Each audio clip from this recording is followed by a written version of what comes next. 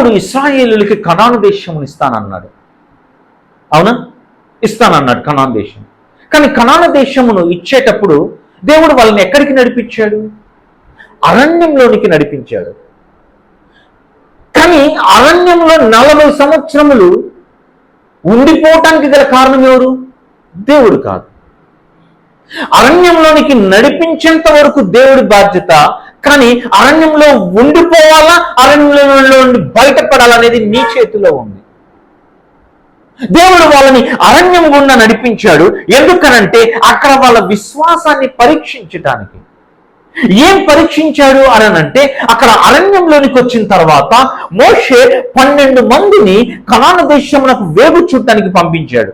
ఆ 12 మంది ఆ దేశానికి వెళ్ళి ఆ దేశాన్ని 40 రోజులు చూశారు.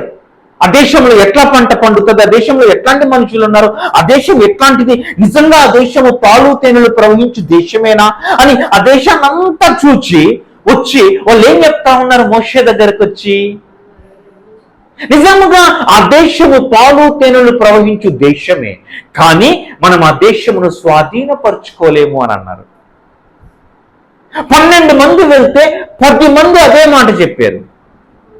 12 మంది వెళ్తే 10 మంది అదే మాట చెప్తే ఇశ్రాయేలులు అందరూ ఆ 10 మంది చెప్పిన మాటే నమ్మారు. కానీ ఆ 2 చెప్పిన మాట నమ్మల.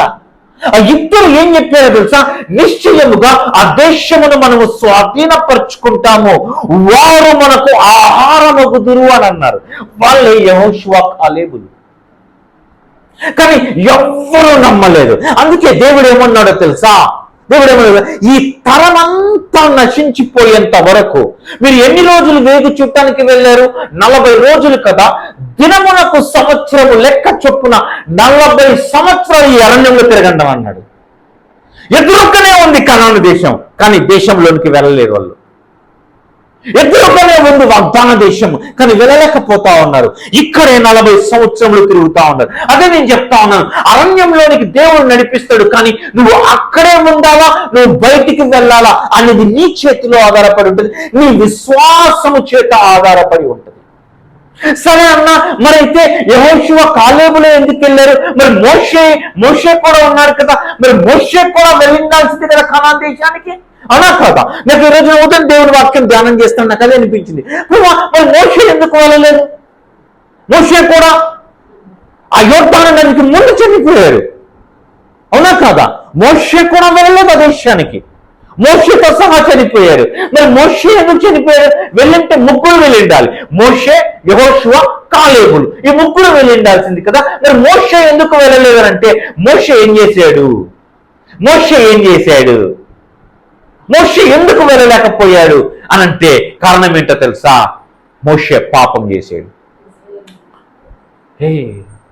మోషే పాపం చేశాడా? మోషే పాపం చేస్తాడా? మోషే పాపం చేస్తాడా? చేశాడా? రోమీయులకు రాసిన పత్రిక 14వ అధ్యాయం, రోమీయులకు రాసిన పత్రిక 14వ అధ్యాయం 23వ వచనం. రోమీయులకు రాసిన పత్రిక 14వ అధ్యాయం 23వ వచనం.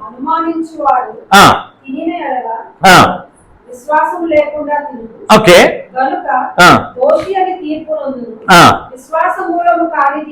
విశ్వాసమూలము కానిది ఏదో మీకు అర్థమవుతుందా?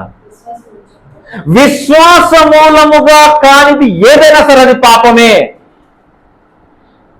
మరి ఇప్పుడు మోషే పాపం చేశాడన్న స్టేట్మెంట్ నేను ఇచ్చా, చాలా సాహసమైన స్టేట్మెంట్. రేపు పొద్దున ఈ వాక్యం ఎవరైనా యూట్యూబ్ లో విన్నారంటే నన్ను వేసేసుకుంటారు, వాయించి పడేస్తారు. మోషే పాపం చేసాడా? మోషే పాపం చేస్తాడా? మోషే ఏం చేశాడు? విశ్వాసము ఉంచలేదు. ఏం విశ్వాసం ఉంచలేదు మోషే? ఎర్ర సముద్రాన్ని పాయలు చేయలేదా మోషే? మన్నాను కురిపించలేదా? పూర్వులను తీసుకొని రాలేదా? ఇశ్రాయేలు 6 లక్షల కాలముల జనాంగాన్ని నడిపించాడే మోషే. మోషేకి విశ్వాసం లేదా? ప్రియమందేవులారా, మోషే చేసిన తప్పేంటో చెప్పంటారా? నిర్గమాకాండము నిర్గమకాండము 17వ అధ్యాయం 6వ వచనం. నిర్గమకాండము 17వ అధ్యాయం 6వ వచనం.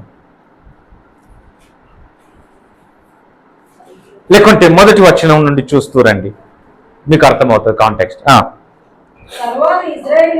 తర్వాత ఇశ్రాయేలీలు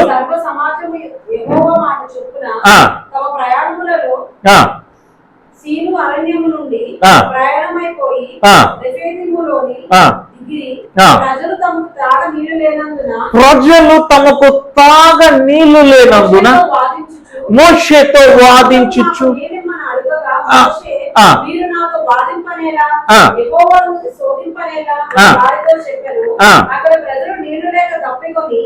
మోషే మీద సడుగుచు, ఇదెందుకు మమ్మును మా పిల్లలను మా పశువులను దప్పిచేత చంపుటకు ఐగుప్తుల నుండి ఇక్కడ తీసుకొని వచ్చింది. చూసారా, ఇశ్రాయేలులు రెఫీదీములో దిగిన తర్వాత వాళ్ళకు నీళ్లు లేవు తాగడానికి. వాళ్ళకు తాగడానికి నీళ్లు లేకపోతే వాళ్ళు మోషేతో గొడవెట్టుకున్నారు. మమ్మల్ని ఐగుప్తు దేశం నుంచి తీసుకొని వచ్చి ఇక్కడ మమ్మల్ని, మా పిల్లల్ని, మా పశువుల్ని చంపేద్దాం అనుకుంటున్నావా? ఈ అరణ్యంలో తాగడానికి నీళ్లు లేవండి మాకు అని చెప్పి ఇశ్రాయేలులు మోషే పైన తిరుగుబాటు చేసి మోషేతో గొడవ పడటం స్టార్ట్ చేశారు. స్టార్ట్ చేస్తే మోషే ఏమంటా ఉన్నాడు? మీరు నాతో వాదింపనేలా, యెహోవాను శోధింపనేలా నాతో వాదన ఎందుకు పెట్టుకుంటున్నావు? దేవుని ఎందుకు శోధిస్తున్నావు నువ్వు? అక్కడ ప్రజలు నీళ్లు లేక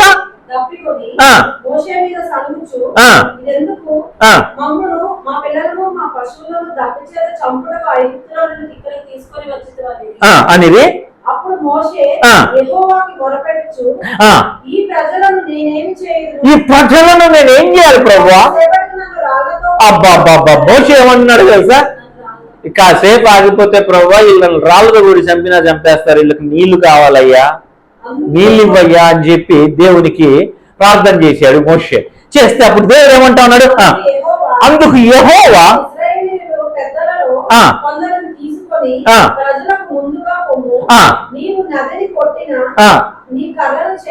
నీవు నదిని కొట్టిన కర్రను చేత పట్టుకొని పొమ్ము, ఇదిగో అక్కడ హోరేబులోని బండ మీద నేను నీకు ఎదురుగా నిలిచెదను. హల్లెలూయా, హల్లెలూయా. మోషే ఆ రోజున ఆ నైలు నదిని కొట్టిన ఆ కర్ర ఉంది కదా, ఆ కర్రను తీసుకొని పెద్దలతో కలిసి ఇట్రా.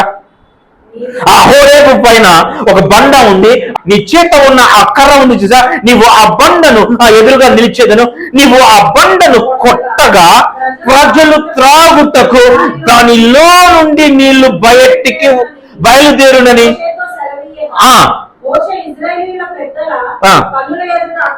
హల్లెలూయా.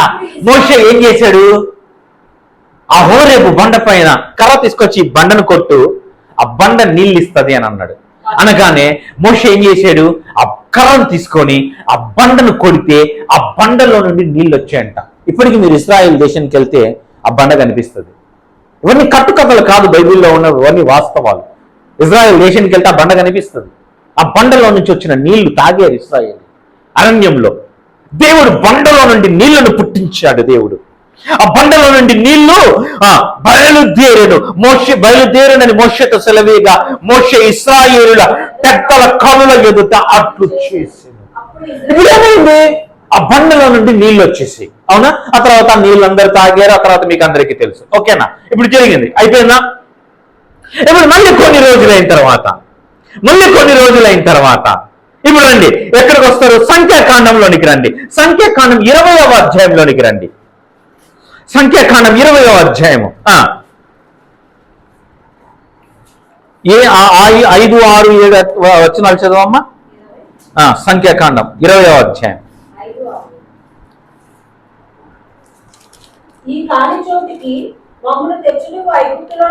చూడండి అక్క, దాన్ని కొంచెం పైనుండి చదవమ్మా, అర్థమవుతాం.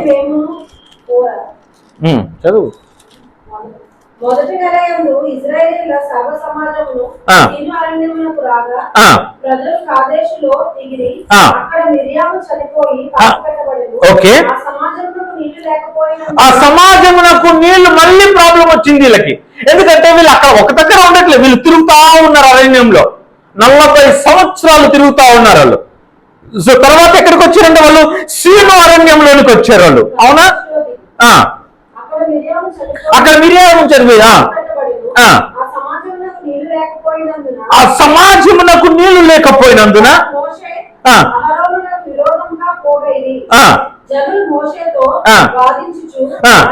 మళ్ళీ సేమ్ ప్రాబ్లం. మళ్ళీ ఇక్కడికి వచ్చారు, ఇంకో ప్లేస్ కి వచ్చారు. ఏమి ఇక్కడికి వచ్చిన తర్వాత ఇక్కడ మళ్ళీ వాళ్ళకి నీళ్ళు లేవు. మళ్ళీ మోషే పైన అహరోనుతో మళ్ళీ తిరుగుబాటు చేస్తారు, మళ్ళీ కూడా ఆడుతా ఉన్నారు. మళ్ళీ మోషే మళ్ళీ సేమ్ అలాగే. మళ్ళీ ఈసారి మోషే కోపం వచ్చేసింది. చదవండి తెలుగులో చాలా బాగుంటుంది అనుకుంటా.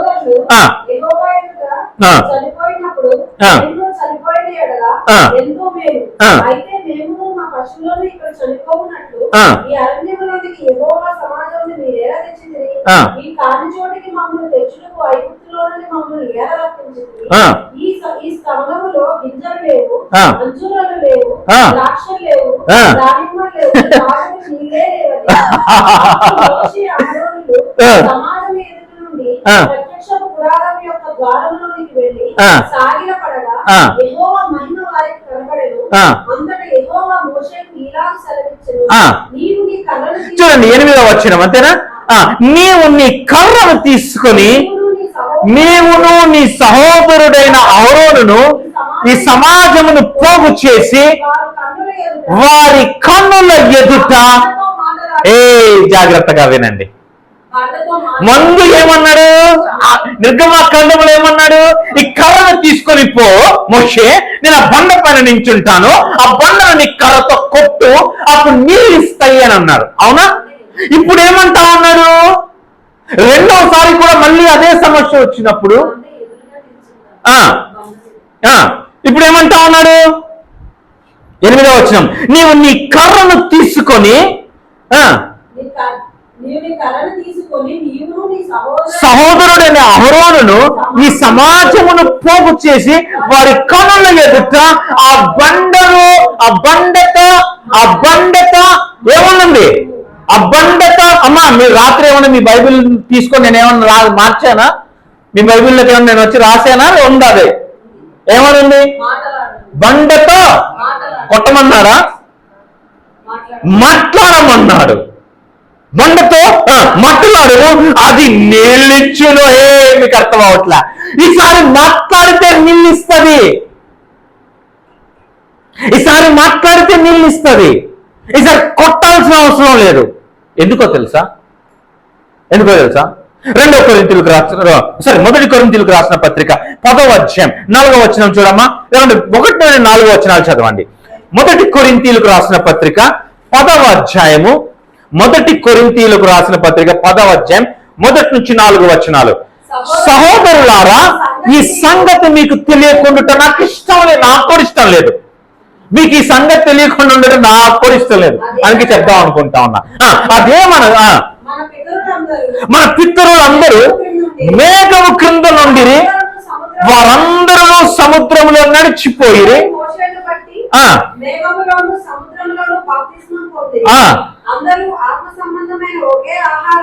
భుజించిరి.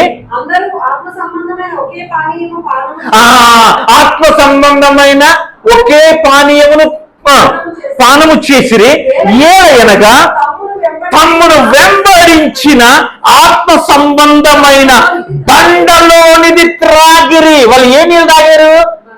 బండలోని నీళ్లు తాగారు వాళ్ళు. అవునా? బండలో నుంచి బండను కొడితే నీళ్ళు వచ్చాయి. ఆ బండలో నీళ్ళందరూ త్రాగారు. వాళ్ళందరూ త్రాగింది ఏంటి? ఆ బండలోని నీళ్లు త్రాగారు వాళ్ళు. ఓకేనా? ఆ బండ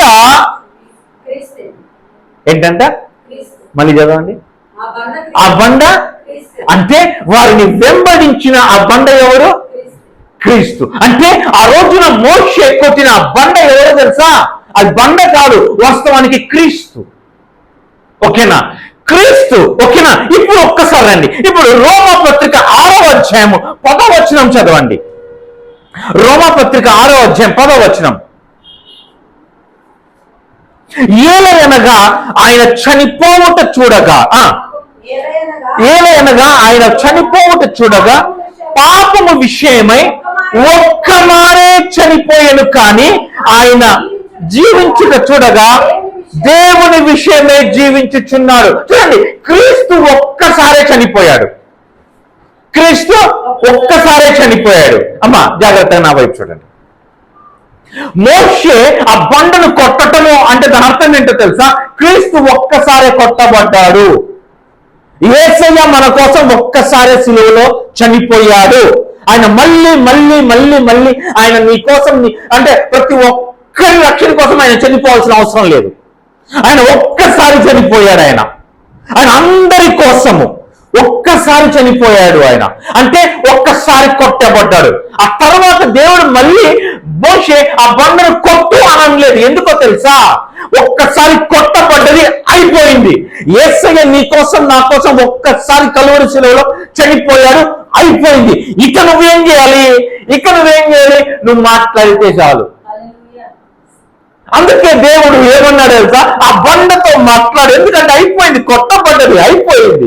ఆ బండ క్రీస్తు ఒక్కసారి చనిపోయాడు. అంటే నూతన నిబంధనలో ఉన్న మనము, యేసయ్య మరణము తర్వాత ఉన్న మనమందరము ఎట్లా బతకాలా? మాట్లాడుతూ బతకాలా. ఎట్లా బతకాలా? మాట్లాడుతూ బతకాలా. మాట్లాడటం అంటే ఏం మాట్లాడటము? ఆయన వాక్యమును మాట్లాడుతూ బతకాలా. ఇప్పుడు మీకు అర్థమవుతా ఉందా? ఓకే, ఇప్పుడు ఏమైంది? ఇప్పుడు చూడండి, ఇప్పుడు ఏమైంది? మోషే ఏం చేశాడు? ఇప్పుడు ఆ బండతో మాట్లాడమన్నాడు. కానీ మోషే ఏం చేశాడు? కింద చదువు. అది నీళ్ళిచ్చును,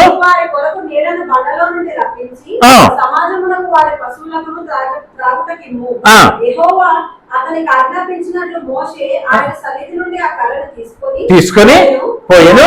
మోషే అహరోనులు ఆ బండ యొక్క సమాజంలో పోగు చేసి అతడు వారితో ద్రోహులారా వినుడి, మేము ఈ బండలో నుండి మీ కొరకు నీళ్లు రప్పింపనేలా అనిను. అప్పుడు మోషే తన చెయ్యి ఎత్తి మారును తన కర్రతో ఆ బండను కొట్టగా ఎందుకని మోషే 2 సార్లు కొట్టాడు? అసలు దేవుడు చెప్పింది ఏంటి? మరి ఎందుకు దేవుడి మాట వినలేదు? ఎందుకో తెలుసా? మోషేకి ఆల్రెడీ ఒక ఎక్స్పీరియన్స్ ఉంది. గతంలో దేవుడు చెప్పినది ఏమైనా ఉంది? ఆ కర్రను తీసుకొని పోయి ఆ బండను కొట్టు అన్నాడు కదా, అదే ఉండిపోయింది మోషే మైండ్ లో. మళ్ళీ తర్వాత కొత్తగా చెప్పింది మోషే మైండ్ లో నీకు ఎక్కడా? అంటే మనము కూడా ఈ రోజుల్లో ఏమైపోయామని అంటే, మనము గతాన్ని మనసులో పెట్టుకొని ఆ గతంతోనే బ్రతికేస్తా ఉన్నాము, ఇంకా గతంలోనే బతుకుతా ఉన్నాము మనము. అంతేకాని దేవుడు తర్వాత ఏం చెప్పాడు నీతోనా? ఓకే, అంత మునుపు కొట్టమని చెప్పాడు, వాస్తవమే. కానీ ఈ రోజున దేవుడు ఇంకోటి చెప్తా ఉన్నాడు. అంటే మనం ఏం చేయాలా? ప్రతిరోజు మనం ఏం చేయాలంటే దేవుని యొక్క వాక్యము నూతనంగా వింటూ ఉండాలా. అంతేకాని అప్పుడెప్పుడో రక్షణ పొందిన 10 ఏళ్ల క్రితం విన్న మాటనే ఇంకా పట్టుకొని ఇక్కడ కూర్చోవడం కాదు. మీకు అర్థమవుతా ఉందా? చాలా మంది అదే చేస్తూ ఉంటారు. ఇప్పుడు దేవుడు నన్ను సేవకు పిలిచాడు. దేవుడు నన్ను సేవకు పిలిచినప్పుడు నేను ఎక్కువ యనమల కుదురులో ఉండేవాళ్ళం. మాకు అసలు ఈ నున్న ఏడే మాకు తెలియదు. ఎక్కడో యనమల కుదురులో ఉండేవాళ్ళం మేము. కానీ దేవుడు ఈ నున్న ప్రాంతానికి తీసుకొని వచ్చాడు. అప్పుడు తీసుకొని వచ్చిన తర్వాత దేవుడు అతను ఏమన్నా అంటే, నా కుమారుడు ఇక్కడ ఉండు అని అన్నాడు. మరి వచ్చాను కదా, మరి చర్చి స్టార్ట్ చేయమంటావా? ఇక్కడ ఉండు అని అన్నాడు. చర్చి స్టార్ట్ చేయాలి, ఇట్లాంటివి ఏం పెట్టుకోమాకను, ఇక్కడ ఉండు అని అన్నాడు. ఉదయం లేచి చూస్తే మా ఇంటి చుట్టూ పొలాలే, అన్ని వరిమల్లే. ఈ అపార్ట్మెంట్లు ఏం లేవు అంత ముందుకు. ఈ మధ్య పడతా ఉన్నాయి అపార్ట్మెంట్లు. ఆ మహేశ్వరి టవర్స్ లో చుట్టూ ఏం ఉండేది కాదు. ఆ తర్వాత వచ్చి ఈ వరిమల్లలో నిల్చోబెట్టి ఇక్కడ ఉండు అంటే నేను ఏం సేవ చేయాలి? నువ్వు ఉండు అని అన్నాడు, అంతే. ఉండిపోయాను. సుమారుగా 7 సంవత్సరములు, 7 ఏళ్ళు. ఆ తర్వాత ఒక దైవజనుడు నాకు ఫోన్ చేసి ప్రవీణ్ నీతో ఒక మాట చెప్పాలి ప్రవీణ్ అన్నాడు. అన్నా చెప్పండి అన్నాడు. ప్రవీణ్ దేవుడు నాతో చెప్తా ఉన్నాడు, నిన్ను చర్చి స్టార్ట్ చేయమన్నాడు అని అన్నాడు. ఇన్ని ఏళ్ళ తర్వాత, 7 సంవత్సరాల తర్వాత చర్చి స్టార్ట్ చేయమన్నాడు దేవుడు. నాకు అర్థం కాలే. అంటన్నా అన్నా చర్చి స్టార్ట్ చేయ ప్రవీణ్ అన్నాడు. సరే అని చెప్పి 10 రోజులు ఉపవాసం ఉన్నా. 10 రోజులు ఉపవాసం ఉండి ప్రార్థన చేస్తే దేవుడు క్లారిటీ ఇచ్చాడు, స్టార్ట్ చేయమన్నాడు. సరే స్టార్ట్ చేశాను.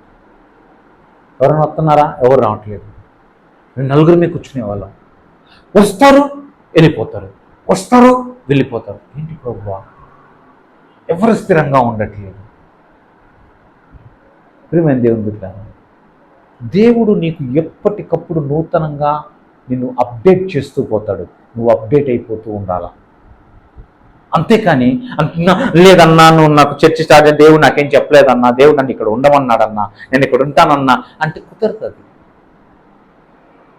నువ్వు ఎప్పుడో విన్న ఆ స్వరమునే పట్టుకొని ఇంకా తిరుగుతా ఉన్నావేమో. తిరగకూడదు. ఏ రోజు మన్నా ఆ రోజే పోగేసుకోవాలా. అవునా? వారు వేకునే వెళ్ళిపోయి మన్నాను తెచ్చుకోవాలా.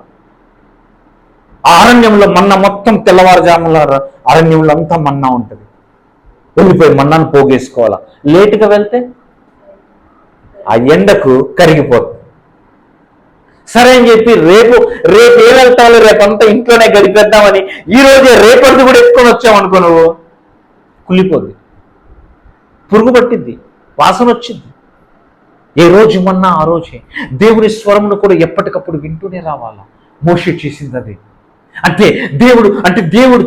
దేవుడు మోషేకి ఏం చెప్పాడు? మోషే ఆ బండతో మాట్లాడానంటే, బండతో మాట్లాడితే అవుతుందా? బండతో మాట్లాడితే ఎందుకు అవుతుంది?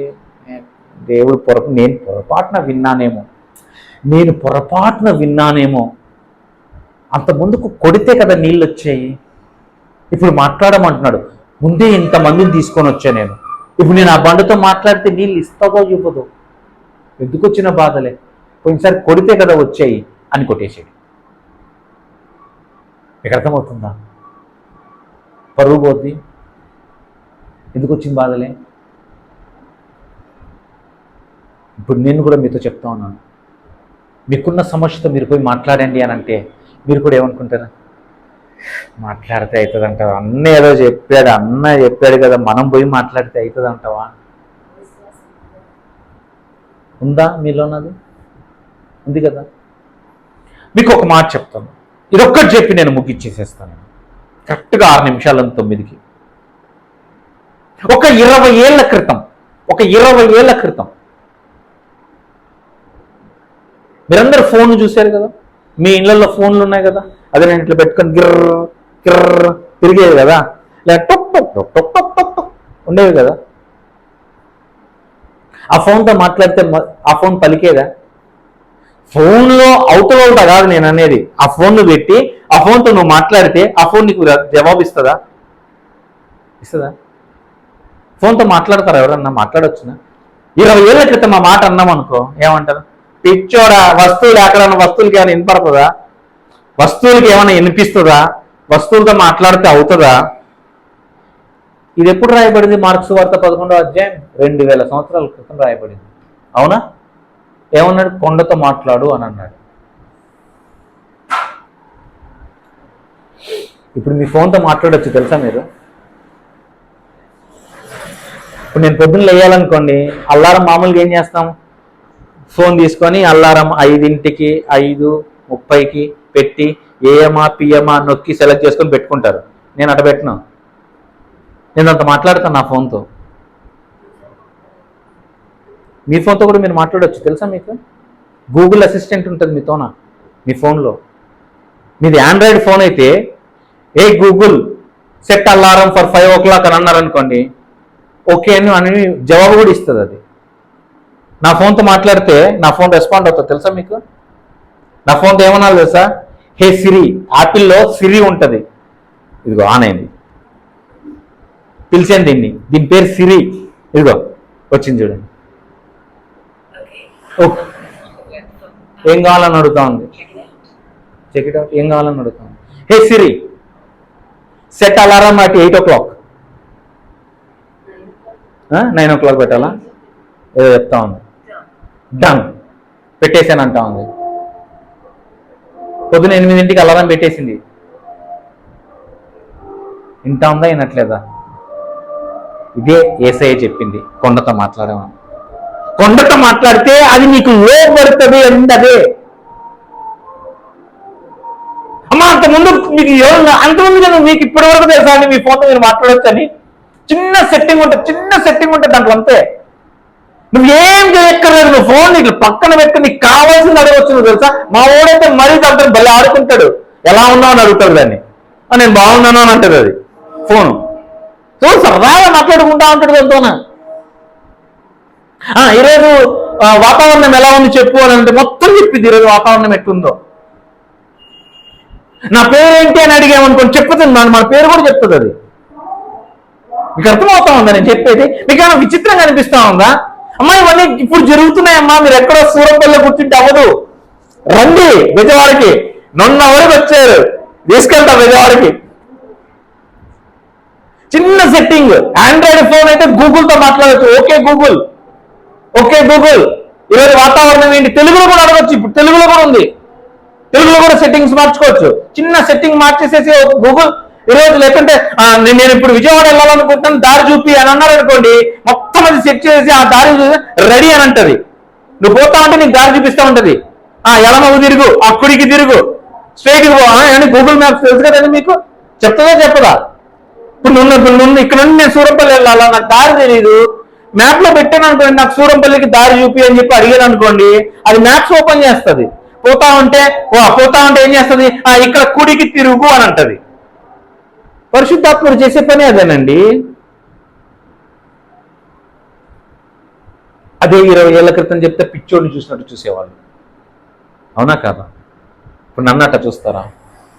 ఆ రోజు మోషే అదే చేసాడు. మాట్లాడితే అవుతుందా, మాట్లాడితే అవ్వదేమో కదా, ఆ విశ్వాసము లేక ఏంటంట, రోమపత్రిక 14, విశ్వాసము కానిదేదో అది. ఇప్పుడు నీ దగ్గర విశ్వాసం లేదనంటే నువ్వేం చేసినట్టు? జాగ్రత్త. దేవుడు నీతో ఏం చెప్తా ఉన్నాడు తెలుసా? పోయి ఆ కొండతో మాట్లాడు అంటా ఉన్నాడు. ఆ అనారోగ్యంతో మాట్లాడు, ఆ పరిస్థితితో మాట్లాడు. మొన్న ఒక డాక్టర్ దగ్గరికి కలిశాను, బాబురావు గారిని చూపించడానికి డాక్టర్ దగ్గరికి వెళ్ళాను. ఆయన ఒక్కడే ప్రభువుని నమ్ముకున్నాడు 10 సంవత్సరాల క్రితం. నా ఫ్రెండ్, ఒక్క నిమిషం ఉంది. ఆ డాక్టర్ నాకు ఇప్పుడు 10 సంవత్సరాల క్రితం తెలుసు, 10-11 సంవత్సరాల క్రితం. అప్పట్లో నేను వర్క్ చేసేటప్పుడు ఆ డాక్టర్ నాకు తెలుసు. ఆయన ఒక్కడే నమ్ముకున్నాడు ప్రభువుని, ఆయన ఒక్కడే నమ్ముకున్నాడు. కానీ మీరు బాబురావు, ఈరోజు బాబురావు అంటే ఆయన ముందరని అడిగిచ్చేవాడిని. ఆయన ఏమన్నాడు అనేది మాకైతే ఆశ్చర్యం వేసింది. అడిగాను, అప్పుడు ఆయన ఒక్కడే నమ్ముకుని నిన్నాడు, ఇంట్లో ఎవ్వరు నమ్ముకోలేదు. పాపం కష్టపడి డాక్టర్గా చదువుకొని ఈరోజు ఒక స్థాయిలో ఉన్నాడు. ఆయన రాస్తా ఉంటే నేను అడిగాను, బ్రదర్ మరి అమ్మా నాన్న అందరు రక్షింపబడ్డారా ఇంకా అంటే? అప్పుడు ఆయన ఒక్కడే కదా నమ్ముకునింది అని అంటే, ఇట్లా రాస్తా ఏమన్నాడో తెలుసా? రుచి చూచిన తర్వాత ఎనికి ఎందుకు వెళ్తారండి మళ్ళీ అన్నాడు. రుచి చూచిన తర్వాత ఎవరైనా వదిలేస్తారా దేవుణ్ణి అంటే అన్న? అందరూ మొత్తం ఫ్యామిలీ ప్రభువు నమ్ముకునిందంట. రుచి చూసిన తర్వాత వెనక్కి ఎవరు వెళ్తారండి? వెళ్ళే సమస్య లేదు. మరి అమ్మ నాన్న అన్న వదిళ్ళు అక్కలు అందరూ, బావగారు, చిన్న బావ ఒక్కడే కొంచెం అట్టిట్టు ఉన్నాడు, ఆయన కూడా అయిపోతాడులేండి. కేదారేశ్వరపేటలో పెద్ద అపార్ట్మెంట్ కొన్నాడు, ఒక ఫ్లోర్ హాస్పిటల్, కారు, భార్య, పిల్లలు, 2 పిల్లలు, 2 కొడుకులే. దేవుడు నన్ను ఇంత ఆశీర్వదించిన తర్వాత నన్ను చూచి కూడా వాళ్ళు నమ్మకుండా ఎట్లా ఉంటారు? అది ఆయన ఉద్దేశం. మీరు ఆశీర్వదింపబడితే మీ ఆశీర్వాదాన్ని చూచి వాళ్ళందరూ ఆశ్చర్యపోయి నీ దగ్గరికి వచ్చి అడుగుతారు. అది నేను చెప్పేది. నువ్వు అట్ట బతకాలా, నువ్వు అట్ట బతికి చూపియాలా ప్రభు కొరకు.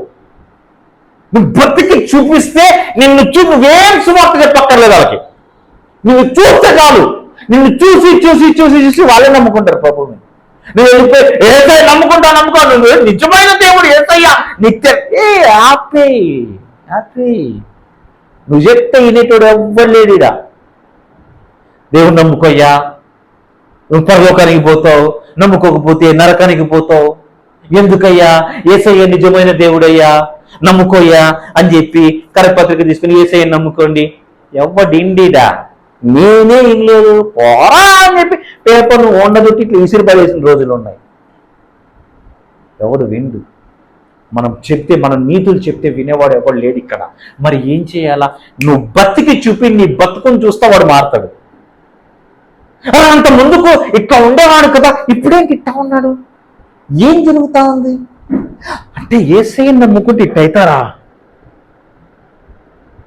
రుచి చూపి వాళ్ళకి, నీ దేవుడు ఎలాంటి వాడో రుచి చూపి. ఇశ్రాయేలీయులు అట్టా బతికితే, ఇశ్రాయేలీయులు ఐగుప్తు దేశముల నుండి కూడా కొంతమంది వచ్చేసారంట తెలుసా? ఇశ్రాయేలీయులతో పాటు మిశ్రమ జనాంగము అని రాయబడి ఉంటుంది నిర్గమకాండంలో. ఇశ్రాయేలీయులు ఐగుప్తు దేశం నుండి బయటకు వచ్చేటప్పుడు వాళ్ళతో పాటు కొంతమంది ఐగుప్తులు కూడా వచ్చేసారు తెలుసా బయటికి. దేవుడు వాళ్ళని వీళ్ళు ఇశ్రాయేలీయులు కాదని చెప్పి తరిమేయలేదు, వాళ్ళు కూడా రమ్మని చెప్పి వాళ్ళని కూడా తీసుకొని వచ్చారు. వాళ్ళు కూడా బతికిపోయారు. నిన్ను చూసి అట్టా రావాలి నీ దేవుని దగ్గరికి. నువ్వు అట్టా బతకాలా, నువ్వు అట్టా దీవించబడాలా, నువ్వు అట్టా ఆశీర్వదింపబడాలా. నువ్వు ఆ లెవెల్లో ఉంటే వస్తుంది. అన్న ఈ 100 ఎకరాల లెక్క నుండి వచ్చాయి నీకు, యేసయ్య ఆశీర్వదించాడు నాకు అంటే. అంత ముందుకు 1 ఎకరానే ఉండేది కదా. మీ నాన్న నీ దగ్గర ఆ ఎకరా కూడా లాక్కొని కాలుతో తల్లి ఇంట్లోంచి బయటికి తరిమేశాడు కదా. ఇప్పుడు 100 ఎకరాల కాసామి ఎట్టయ్యావని అంటే, నాకు మా నాన్న ఇచ్చిన ఆస్తి కాదు, నాకు నా దేవుడు ఇచ్చిన ఆస్తి. అబ్రహాం అదే అన్నాడు కదా, ఆ రాజు వచ్చి తీసుకొని నా దగ్గర ఉన్న డబ్బు బంగారు నీకు ఇస్తానంటే అబ్రహాం అన్నాడు, అసలు వెళ్ళిపో అన్నాడు. అదేంటి నువ్వు ఏ భార్య ముసలావిని పెట్టుకొని బతుకుతా ఉన్నావు ఇవన్నీ, లేకపోతే ఎట్టా అంటే, ఇప్పుడు నీ దగ్గర నుంచి నేను అవి తీసుకుంటే రేపు పొద్దున నేను పెద్దోన్నైనాను అనుకో, అప్పుడు నువ్వేమంటావు? నేను ఇస్తే నువ్వు పెద్దోనివైనావురా అని అంటావు. నాకొద్దు, నా దేవుడు నాకు ఇస్తాడు. నీ దేవుడు నీకిచ్చినప్పుడు నిన్ను చూసి కుళ్ళుకుంటారు. ఎవ్వడు నిన్ను చూసి కుళ్ళుకోవట్లేదంటే అర్థం ఏంటో తెలుసా? నువ్వు బాగా బతకట్లేదని అర్థం. ఎవరైనా సరే నిన్ను చూసి కుళ్ళుకుంటున్నారు, ఎవరైనా సరే నిన్ను తిట్టుకుంటున్నాడు, ఎవరైనా సరే నిన్ను అసహించుకుంటున్నారంటే అర్థం ఏంటో తెలుసా? నువ్వు ఎదుగుతున్నావు అని అర్థం. అవేమి లేవట్లేదు అంటే అర్థం ఏంటో తెలుసా? ఎదుగు బదులుగా నాడే ఉన్నావు అని అర్థం. వాడే మనకంటే తక్కువలోనే ఉన్నారు లేరా, కానీ అట్టగా వాడు కుళ్ళుకోవాలా? ఇలా దేవుడు ఇంత ఆశీర్వదిస్తున్నాడు, వీళ్ళని ఎట్టున్నా ఇలా నాశనం చేయాలా అనుకోవాలా. అప్పుడు నువ్వు ఎదుగుతున్నావు అని అర్థం.